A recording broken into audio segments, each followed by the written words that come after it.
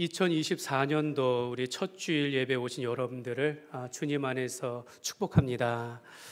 첫 단추를 잘 깨면 나머지 단추도 잘 깨어지는 것처럼 우리가 새해의 첫 주일을 잘 지킴으로 말미암아 우리 한 분 한 분마다 올 가운데 주일 가운데 승리하면서 그 가운데 우리 임마누엘의 하나님께서 저와 여러분의 삶 가운데 많은 복을 주시기를 주님의 이름으로 축복합니다.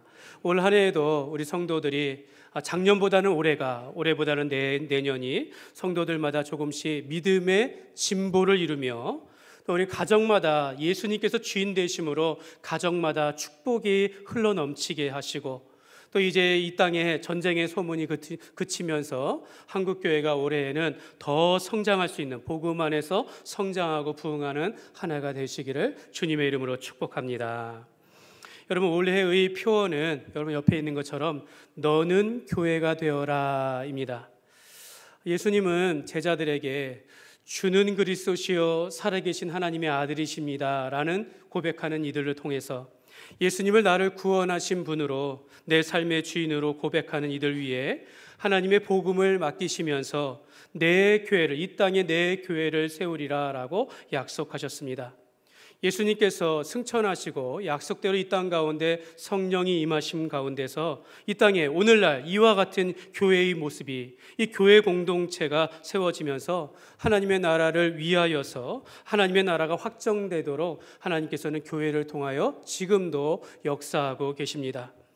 예수님은 교회된 우리에게 음부의 권세를 이길 권세를 주셨으며 이길 능력을 주셨고 영혼을 구원하고 천국을 누릴 수 있는 그런 천국 열쇠를 교회에게 맡기셨습니다. 그러므로 올해 우리가 예수님께서 주인 되시는 교회의 삶을 살아가는 이들마다 그럼 악한 영의 역사로부터 우리가 승리하게 될 것이고 우리에게 천국 열쇠를 맡기셨으니 우리를 통하여 천국 복음이 확장되어지는, 우리의 삶을 통하여 하나님의 영광이 나타내어지는 그런 귀한 한 해가 될 줄 믿습니다. 여러분, 너는 교회가 되어라 이 표어를 붙잡고 여러분 올 한 해 기도할 때마다 여러분 저 안에 밑에 보면은 기도 제목이 있습니다. 한번 띄워주시죠. 이 기도 제목인데요, 우리가 같이 읽겠습니다. 우리 교회가 사랑스러운 주의 신부요 존귀한 그의 몸이 되어 세상의 빛과 소금이 되게 하소서. 할렐루야. 아멘. 우리가 이 너는 교회가 되어라, 우리가 주님의 예수의 교회가 되는 삶을 통하여서 우리가 주님의 사랑스러운 주의 신부가 되어지고 존귀한 그의 몸이 되어지고 세상의 빛과 소금의 선한 삶을 통하여서 우리가 이 땅 가운데 교회가 세상의 등불이요 소망이 되기를 간절히 소망합니다. 오늘 이 시간 우리 이 너는 교회가 되어라라는 이 말씀의 시리즈로 3주간 우리가 살펴볼 텐데 오늘 첫 번째로 사랑스러운 주의 신부가 되라라는 제목으로 우리가 하나님의 말씀을 나누겠습니다. 먼저 한번 따라하겠습니다. 우리는 사랑스러운 주의 신부입니다. 우리 옆 사람에게 한번 이렇게 말하겠습니다. 당신은 사랑스러운 주의 신부입니다. 이렇게 말하겠습니다. 시작. 당신은 사랑스러운. 어색합니까? 이 말이 기억해야 합니다. 사랑스러운 주의 신부. 나는 주님의 사랑스러운 신부입니다. 이 고백이 되어야 합니다. 교회는 공동체니까 우리는 사랑스러운 주의 신부입니다. 한번 따라하겠습니다. 우리는 사랑스러운 주님의 신부입니다. 여러분, 사도 바울은 오늘 말씀에 우리 교회된 우리를 향하여서 그리스도 예수를 소개하며 중매한다라고 말합니다. 오늘 11장 2절의 말씀에 보면 내가 하나님의 열심으로 너희를 위하여 열심을 내노니 내가 너희를 정결한 처녀로 한 남편인 그리스도께 드리려고 중매함이로다. 사도 바울이 우리를 주님께 연결하여서 중매한다라는 겁니다. 그럼 이 본문의 말씀을 우리말 성경에는 이렇게 말합니다. 나는 여러분을 순결한 처녀로 한 남편인 그리스도께 드리려고 약혼시켰습니다. 여러분, 당대의 중매나 약혼이라는 것은요, 결혼을 전제로 하는 결합을 의미하는 것입니다. 여러분, 교회는 그리스도를 신랑으로 모신 신부로서 왜냐하면 그리스도와 교회와의 관계를 신랑과 신부의 관계로 이렇게 설명하고 있는데요, 이것이 단순한 신랑과 신부의 비유가 아니라 정말로 우리는 예수 그리스도는 우리의 신랑이 되시고 우리는 그의 신부라는 그런 말씀을 하고 있는 것입니다. 성경은 우리를 그리스도의 사랑스러운 신부로서 한결같이, 여러분 우리가 사랑스러운 주의 신부의 눈으로 성경을 보십시오. 온통 그렇게 적혀 있다라는 것을, 기록하고 있다라는 것을 우리가 깨달을 수 있습니다. 그래서 우리는 나는 그리스도의 신부요 그리스도의 아내임을, 사랑스러운 신부라는 것을 우리가 잘 알아야 하는 것입니다. 여러분 태초에 하나님은 이 세상에 두 개의 공동체를 창조하셨습니다. 하나는 가정이요, 또 하나는 교회입니다. 태초에 하나님께서는 그의 형상대로 사람을 만들자라고 하시면서 남자와 여자를 창조하시고 그 둘이 한 몸을 이루어서 부부가 되어 가정을 이루게 하셨습니다. 그리고 신약시대에 예수님께서 이 땅에 오셔서 예수를 나의 구원자, 나의 하나님으로, 나의 주인으로 고백하는 사람들 위해 내 교회를 세우리라 라고 하시면서 신자들의 모임된 교회 공동체를 세우셨습니다. 그래서 여러분, 가정과 교회는 아주 신비롭게 태초에 하나님께서 가정을 세우시고 신약시대 예수님께서 교회를 세우시면서 이 교회와 가정이 아주 신비롭게 연결되어 있다는 것을, 이 속에 교회와 가정 가운데 하나님의 창조 질서와 또한 구원의 청사진이 들어있다는 것을 우리가 알아야 합니다. 하나님이 사람을 남자와 여자로 창조하셨는데, 그때 창조하실 때 이런 말씀을 해요. 아담의 뜻이 사람입니다. 사람이 독처하는 것이 좋아 보이지 않으니 하면서 그를 위하여 돕는 배필을 만들자라고 하시며 하와를 지으시고는 창세기 2장 24절에 이렇게 말씀합니다. 같이 읽겠습니다. 이러므로 남자가 부모를 떠나 그의 아내와 합하여 둘이 한 몸을 이룰지로다. 하나님께서 남자를 지으시고 남자가 부모를 떠나서 여자와 한 몸을 이루어서 가정을 이루게 하셨다라는 것입니다. 근데 예수님께서, 하나님께서 이 제정하신 가정의 남편과 아내에 대하여 말하기를 하나님이 짝지어 주신 것을 너희가 나눌 수 없다라고 하시면서 예수님께서 하나님이 제정하신 그 가정을 인정하셨다라는 겁니다. 받아들이셨다라는 것입니다. 그러면서 사도 바울이 동일하게 이 창세기의 말씀을 인용했다라는 거예요. 창세기 2장 24절의 말씀을 그대로 신약에 인용하면서 그러므로 사람이 부모를 떠나 그의 아내와 합하여 그 둘이 한 육체가 될지니 라고 하면서 에베소서 5장 32절에 이렇게 말씀합니다. 이 비밀이 크도다. 나는 그리스도와 교회에 대하여 말하노라. 예수님도 사도 바울도 하나님께서 창조하시고 제정하신 가정에 대하여 인정하시고 말씀하시면서 그걸 그대로 인용하시면서 이 비밀이 크도다. 나는 그리스도와 교회에 관하여 말하노라. 하나님이 제정하신 가정 안에 그리스도와 교회 안에의 그 신비한 비밀이 담겨져 있다라고 말씀하고 있는 것입니다. 가정 안에 교회에 대한 그런 청사진을 넣어주신 것이고, 예수의 이름 위에 교회를 세우면서 그리스도는 교회의 신랑이요 교회는 그의 신부가 된다라는 것을 가르쳐주고 있는 것입니다. 사랑하는 여러분, 예수 그리스도는 교회의 신랑이요 남편이 되심을 믿으시기를 바랍니다. 그리고 교회된 우리는 예수 그리스도의 신부요 아내가 되는 줄 믿습니다. 총신대학교 정성욱 교수님은 이렇게 말합니다. 여기서 말하는 신부라는 것은 지상에서의 육체적인 신부를 의미하는 것이 아니라 영적인 의미요 천상적인 의미를 가지고 있다라고 그렇게 말하였습니다.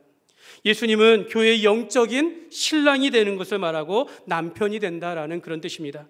신부가 신랑과 함께 있을 때 가장 행복하듯이, 여러분 교회된 우리가 신랑 되신 예수님을 모시고 그 안에서 살아갈 때에 우리가 이 땅에서 가장 행복하고, 앞으로 살펴보겠지만 가장 안전하고 가장 평강이 넘친다라고 말씀하고 있는 것입니다. 사랑하는 여러분 신랑 되신 예수님께서 교회를 위하여 행하신 일을 생각해 보시기 바랍니다. 여러분, 이 안에는 하나님이 우리를 얼마나 사랑하시는지 이게 잘 알려져 있다는 거죠. 하나님께서 우리를 얼마나 사랑하시는지 그 아들 예수를 십자가에 못 박혀 죽게 하시기까지, 예수님께서 이 땅에 오셔서 그 아버지의 뜻을 따라 순종하여 자기 몸을 십자가에 못 박혀 죽기까지 우리를 사랑하신 것을 말씀하고 있는 것입니다. 죽기까지 순종하시면서 우리 신부된 교회를 위하여 신랑된 도리를 다했다라는 것입니다. 그래서 성경은 말씀하기를 그리스도께서 교회를 사랑하시고 그 교회를 위하여 자신을 내어주심과 같이 사랑하라 라고 그렇게 말씀하십니다. 한 가정의 남편은 아내를 사랑하되 자기 목숨을 다하여 사랑하라 라고 말씀합니다. 이 사랑은 육체적인 사랑, 어떤 감정적인 사랑이 전부가 아니라 연약한 아내를 이 위험으로부터 보호하는 것을 의미하는 것입니다. 생명을 보존하기 위해 모든 필요한 것들을 공급해 주는 것을 말하는 것입니다.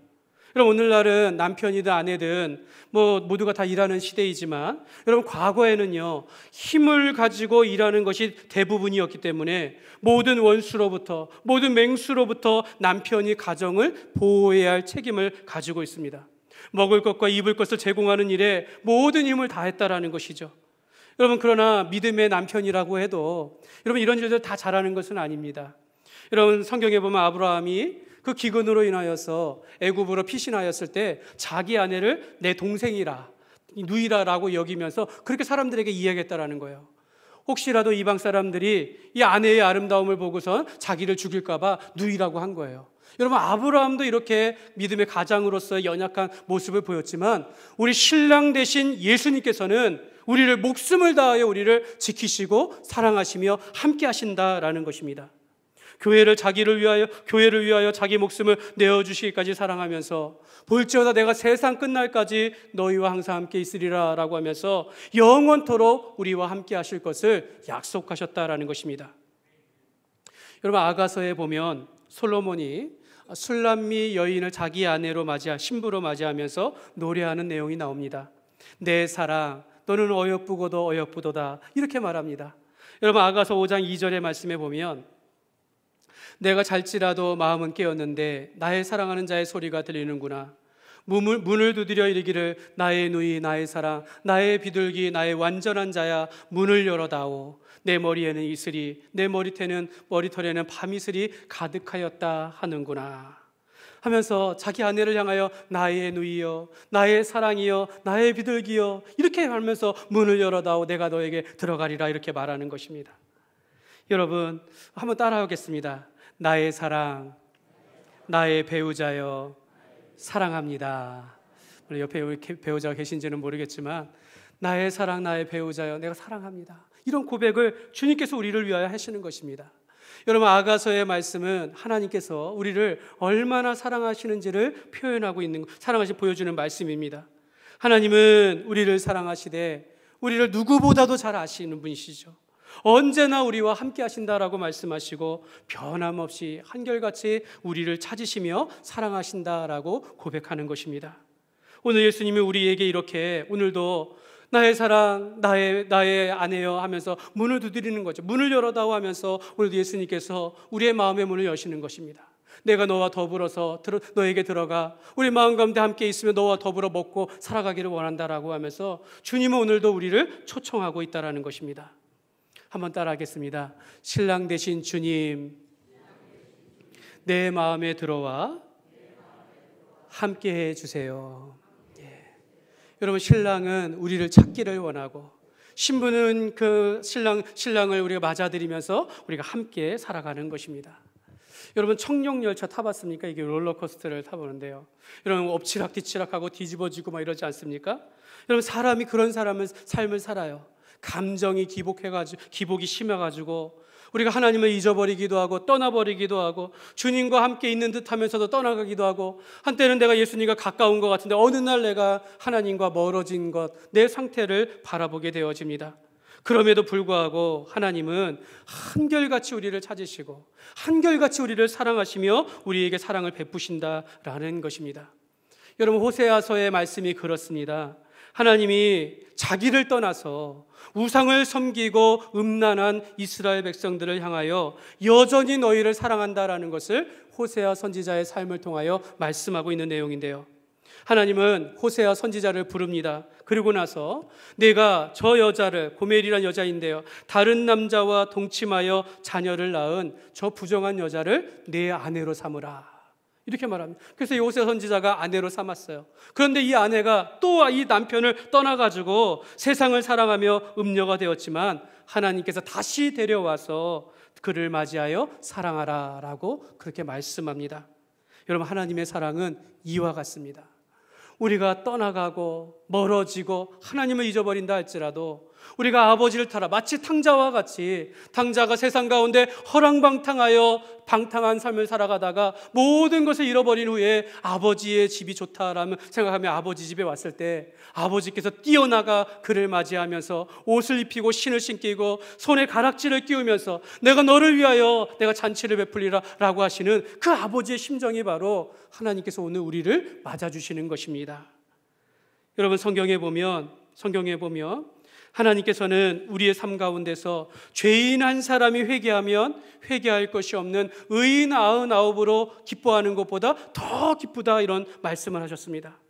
오늘 우리가 과거에 얼마나 세상 가운데 허랑방탕한 삶을 살았는지 몰라도 우리가 하나님의 뜻을 쫓지 아니하고 자기 욕심과 자기 뜻대로 살았다 할지라도 하나님은 오늘 주 앞에 나오는 이들에게, 주님을 찾아오는 이들에게 모든 허물을 덮어주시면서 품에 안으시면서 내가 너를 사랑한다라고 하면서 맞아주신다라는 것입니다. 신랑 되신 예수님은 자기 목숨을 내어주시기까지 우리를 그렇게 귀하게 여기시면서 사랑하신다라는 그런 뜻입니다. 사랑하는 여러분, 교회는 주님의 사랑스러운 신부입니다. 교회는 세상을 벗하고 세상을 사랑하는 것이 아니라 오직 예수님을 신랑으로 맞이하는, 그와 동행하는 삶을 살아가도록 우리가 부름을 받았다라는 것입니다. 오늘 우리가 주님의 사랑스러운 신부로서 우리가 신랑 되신 주님을 바라보면서 이 땅을 살아갈 때 어떻게 살아가야 할지 우리 두 가지로 한번 살펴보기를 원합니다. 이 두 가지로서 우리가 이 땅에서 신부로서 온전히 살아가기를 원하는데요, 첫 번째는요, 교회는 신랑 앞에서 흠이 없고 순결해야 합니다. 올 한 해 여러분, 신랑 되신 예수님 앞에서 순결한 신앙을 붙잡고 살아가시기를 주님의 이름으로 축복합니다. 에베소서 5장 27절 말씀해 보면 이렇게 말씀합니다. 우리 같이 읽겠습니다. 자기 앞에 영광스러운 교회로 세우사 티나 주름 잡힌 것이나 이런 것들이 없이 거룩하고 흠이 없게 하려 하심이라. 여러분, 예수님께서 교회를 세우실 때 교회가 이렇게 되기를 소망하셨습니다. 교회를 세울 때 영광스러운 교회가 되기를 원한 거죠. 티가 없고 주름이 없고 흠이 없도록 순결하고 거룩한 교회가 되도록 주님께서 우리를 부르셨다라는 것입니다. 예수님께서 십자가에 못 박혀 죽으실 때는 교회의 모든 허물과 죄악을 담당하신 것입니다. 우리를 정결하게 하시고 우리를 흠이 없게 하셨다라는 그런 뜻입니다. 그러므로 여러분, 교회 공동체는 거룩하고 순결해야 하는 것입니다. 죄에 대하여서 깨끗하는 것뿐만 아니라 모두 우리를 분열하게 하고 넘어지게 하는 악한 영으로부터 교회가 순결하도록 거룩하도록 우리가 지켜져야 한다라는 것입니다. 예수님께서 이런 말씀을 하셨어요. 교회 안에 형제 가운데 죄를 범하거든, 교회 가운데 한 형제가 허물이 있는 것을 보거든 그 사람에게 가서 권고하라라고 합니다. 그 사람이 만약에 권고를 들으면 그는 살 것이다 라고 말합니다. 여러분, 이게 교회의 권세입니다. 우리가 다른 사람을 용서하고 그를 사랑하면 그가 살게 된다라는 것입니다. 그런데 그가 권고했음에도 불구하고 듣지 않거든 한두 사람의 증인을 데리고 다시 한번 권면하라 라고 말합니다. 만약에 그럼에도 불구하고 듣지 아니하고 돌이키지 아니하면 교회에서 내보내라 라고 그렇게 말씀합니다. 여러분, 이만큼 교회는 죄에 대하여, 교회를 어지럽히고 분열하는 것에 대하여서 단호하게 행하라 라고 말씀하고 있는 것입니다. 여러분, 교회를 교회되게 한다, 이걸 우리가 이제 표지라고 합니다. 표지. 교회를 교회되게 하는 것을 표지라고 하는데요, 여러분, 교회의 표지를 우리 개혁신학에서는 세 가지를 말합니다. 하나는 말씀과, 두 번째 성례와 권징이라고 말합니다. 여러분, 개혁교회는, 우리 교회는요, 강단의 말씀의 권위가 살아 있어야 합니다. 말씀을 가르치고 말씀을 선포하는 것은 오직 주의 종을 통하여 담대하게 이루어질 수 있도록 우리가 이 교회를 지켜야 하는 것이며, 그 말씀 위에 교회가 세워질 때 교회가 건강해지는 것입니다. 또한 우리가 올바른 성례를, 세례와 성찬을 통하여서 예수 그리스도의 그 죽음과 부활에 대한 복음이 우리 교회 가운데 살아있게 해야 한다라는 것입니다. 그리고 세 번째로 권징이 필요합니다. 여러분, 권징이라는 것은요, 권하고 징계한다라는 그런 뜻이겠죠. 이는 교회의 거룩함과 순결을 지키기 위한 조치인 것입니다. 그러나 오늘날 교회가 권징을 하는 거 봤습니까? 권징을 하지 못하는 그런 지경에 우리가 이르렀습니다. 교회를 어지럽히는데도, 교회의 질서를 무너뜨리는데도 아무런 권징을 하지 못합니다. 만약 그 사람에게, 그 교회에게 책망이나 권면이든 의로운 말을 하게 되면 이런 말을 해요. 목사님이 사랑이 없어요. 그 교회는 사랑이 없어요. 이렇게 말한다라는 거예요. 책망을 듣는 사람은 순종하기보다는 그냥 교회를 떠난다라는 거죠. 교회를 옮기면 된다라는 것입니다. 사랑하는 여러분, 우리가 잘 알아야 합니다. 여러분, 우리가 교회 밖에 있는 한 사람이 주님 앞에 돌아오면 이보다 더 기쁜 것이 없어요. 교회 안에 한 사람을 통하여 전적으로 온전하게 순종하고 헌신하면 교회가 잘 되어지고 성장하게 되어집니다. 근데 반대로 교회 안에 한 사람이, 또는 한 무리가 부정과 분열과 다툼으로 인하여 일하게 되어지면 교회가 그 거룩함과 그 순결함을 잃어버리는 것입니다. 그러므로 교회는 흠이 없도록 거룩하기를 힘써야 될 줄 믿습니다. 고린도후서 11장 3절 말씀에 보면 같이 읽겠습니다. 뱀이 그 간계로 하와를 미혹한 것 같이 너희 마음이 그리스도를 향하는 진실함과 깨끗함에서 떠나 부패할까 두려워하노라. 사랑하는 여러분, 교회에서의 가장 큰 부패는 무엇일까요? 여러분, 교회로서의 가장 위험한 일들이 무엇일까요? 여러분, 그것은요, 성도의 마음이 그리스도에게서 멀어지는 것입니다. 여러분, 그리스도에게서 그 마음이 멀어지는 것이 교회의 가장 큰 부패가 되는 것입니다. 뱀이 그 간계로 하와를 미혹함으로 하나님에게서 멀어지게 하는데 성공했다라는 거죠. 여러분, 사탄이 오늘도 자기를 광명의 천사로 변장하여 우리 가운데 있을 수 있다라는 겁니다. 양의 탈을 쓴 이리와 같이 우리를 미혹할 수 있다라는 것입니다. 사탄이 하나님의 일꾼으로 가장하여서 우리를 넘어지게 할 수 있다라는 것입니다. 조금씩 그리스도에게서 멀어지게 하는 거죠.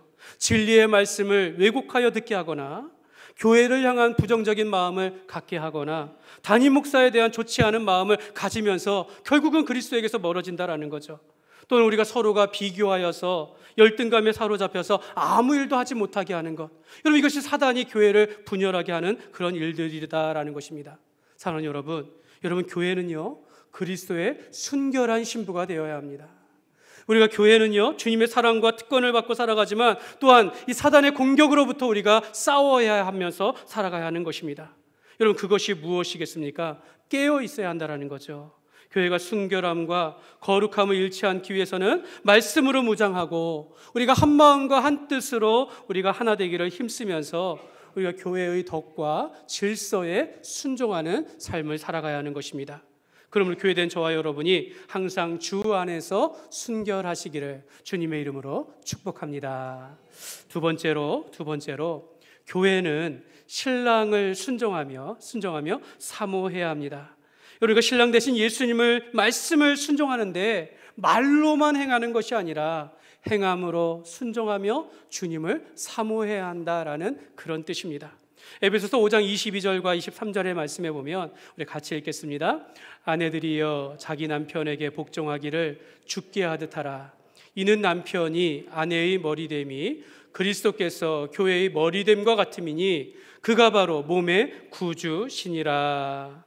여러분, 한 가정의 아내는 성경의 원리를 보니까 남편이 그의 머리가 됨이니 순종하라라고 말합니다. 그런데 이걸 어디에서 따왔냐면 그리스도께서 교회의 머리됨과 같다라고 말합니다. 여러분, 그리스도는 우리의 머리가 되신다라는 겁니다. 교회는 근본적으로 주님을 사랑하되 그의 말씀에 순종하며 복종하며 살아가도록 우리가 부름을 받은 것입니다. 이는요, 어떤 교회는 그렇고 그런 것이 아니라 모든 교회가 동일한 것입니다. 이는 교회된 성도들이 우리가 이 땅에서 세상 가운데 살아간다 할지라도 우리가 세상의 질서와 세상의 문화를 복종하며 살아가는 것이 아니라 우리는 하나님 나라의 백성으로 하나님 나라의 질서를 따라 살아간다라는 것을 의미하는 것입니다.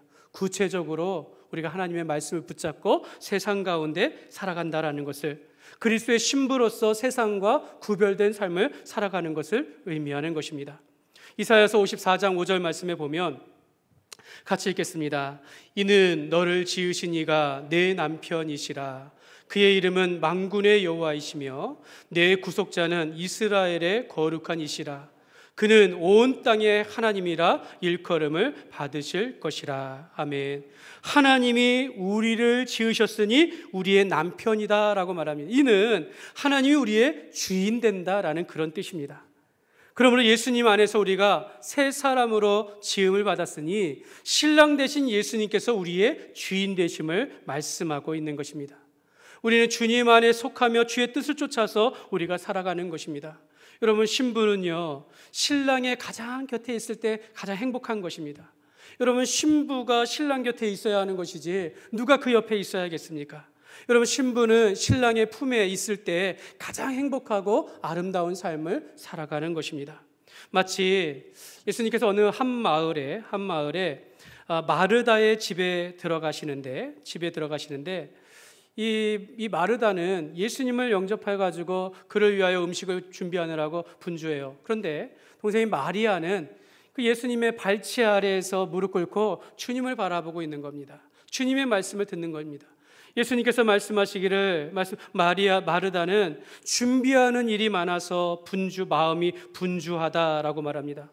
예수님은 마리아가 이 좋은 편을 선택하였다라고 하시면서 예수님은 지금도 우리가 일하느라 분주하고 걱정이 많은 것보다는 신랑 되신 예수님의 발치에서 그의 말씀을 듣는 것이 더 좋은 삶이다라고 우리에게 말씀하고 있는 것입니다.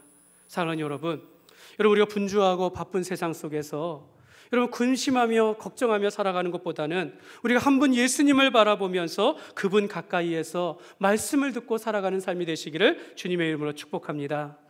저는 우리가 이 예배당에 오는 것이 친근했으면 좋겠는데, 여러분, 우리가 이곳에서 하나님 예수님을 예배하고 찬양하면서 이곳이 내가 예배하는 곳입니다. 이곳이 내가 하나님의 말씀을 듣고 살아가는 곳이고 이곳이 내가 기도하는 곳입니다 라고 그렇게 살아갔으면 좋겠습니다. 여러분, 저는 우리의 자녀들이요, 우리의 다음 세대가 정말 우리 교회당에 오는 것이 참 즐거웠으면 좋겠어요. 정말 주님을 예배하는 것이 그 삶 가운데 잘 이렇게 정착이 되어지고, 또 이곳에서 배우고 행하는 모든 일들이 정말 그 삶 속에서 영적인 그런 추억의 장소가 되어졌으면 좋겠습니다. 내가 그 교회에서 내가 그때 그분을 통해 하나님의 말씀을 배웠고, 내가 그곳에서 뛰어놀며 살았던 그 신앙을 가지고 살아간다라는 것입니다. 여러분, 우리가 하나님을 가까이 하고 하나님을 예배하는 것, 세상의 어떤 분주하고 바쁜 일보다도 우리가 주님을 가까이 하며 살아갈 때 그 가운데 참된 평강이 있고 하나님의 은총이 가득하게 될 줄 믿습니다. 여러분, 요한계시록 19장에는요 어린 양의 혼인잔치에 대하여 말하면서 신부에게는 어린 양의 피로 깨끗하게 씻은 세마포를 입히신다라고 말합니다. 여러분, 우리가 혼인잔치 날에 우리가 주님으로 인하여 옷 입는다라는 뜻입니다. 요한계시록 21장에는 이 땅 가운데 새 예루살렘의 날이 이 땅에 임하게 되어질 때, 그때 신부가 신랑을 위해서 단장한 것처럼 내려올 것이다 라고 말씀하고 있습니다. 마태복음 25장에는 보라 신랑이로다 맞으러 나아오라 라고 말씀하고 있어요. 여러분, 슬기로운 신부는 신랑이 오실 때를 기대하면서 기름을 맞이한다라고 말하고 있습니다. 사랑하는 여러분, 우리가 신랑 되신 예수 그리스도께서 이 땅에 다시 오실 때 여러분, 우리는 어떻게 기다려야겠습니까? 여러분, 기름을 준비하여 기다리라고 하는데, 이는요 교회가 깨어 있어야 한다는 것을 말하는 것입니다. 내가 예수님을 온전히 영접하고 그분 안에 거하면서 그분의 말씀대로 살아가는 것을 의미하는 것입니다. 내가 분주하고 바쁜 가운데 하나님을 떠나 있는 가운데 예수님께서 오실 때 맞이하는 것이 아니라, 내가 항상 예배의 자리를 지키고 내가 분주하고 바쁜 세상 가운데서도 주님과 동행하면서 살아가는 그런 삶을 의미하는 것입니다. 여러분, 우리가 세상 일에 푹 빠져가지고 여러분, 주님께서 오신 줄도 모르면 이거 어떻게 하겠습니까? 여러분, 우리가 아무리 올 한 해 바쁘고 분주해도 여러분, 주의를 지키고 예배를 사모하시기를 바랍니다. 매일 주의 안에 살면서 정말 주님의 뜻, 주님 안에서 주님과 함께 우리가 살아가야 되지 않겠습니까? 그러므로 우리는 다시 오실 신랑 그리스도를 기름을 준비하여 기다리는 주의 말씀에 순종하며 살아가는 신부가 되시기를 주님의 이름으로 축복합니다. 말씀을 맺겠습니다. 여러분, 남녀가 결혼하면 자녀를 낳는 것이 하나님의 축복입니다. 여러분, 교회는 그리스도의 사랑스러운 신부로서 이 땅 가운데서 풍성한 열매를 맺으며 살아가게 하십니다. 예수를 남편으로 모신 이 모든 성도는 다른 열매를 맺는 것이 아니라 예수의 열매를 맺는다라는 것입니다. 우리가 성령의 열매라고 말씀하고 있는데 우리가 예수님의 성품을 따라 자라가게 되어지는 것이고 우리가 이 땅 가운데 주님의 일들 가운데 풍성한 열매를 맺게 된다라는 것입니다. 그러므로 오늘 우리가 예수님이 우리의 신랑이요 남편으로서 우리가 주의 말씀에 순종하며 기름을 준비하여 기다리는 신부와 같이 주님의 사랑스러운 신부로서 우리가 살아가면서 올 한 해 주님 안에서 풍성하고 정말 행복이 가득한 그러한 삶이 되시기를 주님의 이름으로 축원합니다.